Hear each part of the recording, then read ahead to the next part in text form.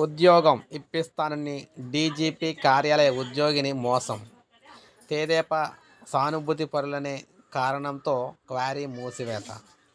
వినతులను సేకరించిన ఎంఏ షరీఫ్ తనకు ప్రభుత్వ ఉద్యోగం ఇప్పిస్తానని డీజీపీ కార్యాలయంలో పనిచేసే ఓ మహిళా ఉద్యోగిని 5 లక్షలు తీసుకొని మోసం చేశారని విజయవాడకు చెందిన దేవమణి అనే మహిళ వాపోయారు. దీనిపై పోలీసులకు ఫిర్యాదు చేసినా స్పందించడం లేదంటూ మంగళగిరిలోని తెదేపా కేంద్ర కార్యాలయంలో ఫిర్యాదు చేశారు. పెద్ద సంఖ్యలో తరలివచ్చిన బాధితుల నుంచి ప్రభుత్వ సలహాదారులు ఎంఏ షరీఫ్, బ్రాహ్మణ సాధికార సమితి కన్వీనర్ బుజ్జి రాంప్రసాద్ గారు అయితే వినతులు స్వీకరించారు. గత ప్రభుత్వంలో తాము తెదేపాకు మద్దతుగా ఉన్నామని విజయవాడకు చెందిన పెన్నబోయిన శ్రీనివాసరావు ఫిర్యాదు చేశారు.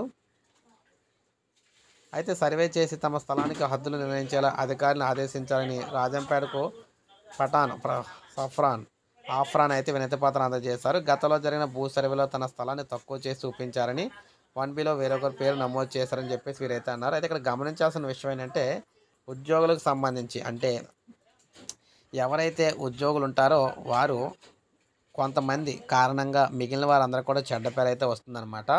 ఇప్పుడు ఎవరైతే ఈ డీజీపీ ఆఫీస్లో పనిచేస్తున్నారో ఆ ఉద్యోగిని గారు అయితే డబ్బులు అయితే తీసుకున్నారు. సో ఇప్పుడు దానికి సంబంధించి చాలా హాట్ టాపిక్గా మారిందనమాట. డీజీపీ ఆఫీస్లో ఇంత అవినీతి అయితే జరుగుతుందని ప్రజలందరికీ తెలిసే విధంగా వారైతే కంప్లైంట్ అయితే ఇవ్వడం జరిగింది. కంప్లైంట్ ఇచ్చినా పట్టించుకోలేదు కాబట్టి సో ఈ విధంగా ఏదైతే టీడీపీ ప్రభుత్వం వినతులైతే స్వీకరిస్తుంది కదా, అక్కడైతే ఇవ్వడంతో మొత్తం సంబంధించి ఉద్యోగులకైతే చెడ్డ పేరు అయితే వస్తుందని చెప్పేసి ప్రభుత్వం భావిస్తూ ఉందన్నమాట. అందుకే వీడియో చేయడం అయితే జరిగింది.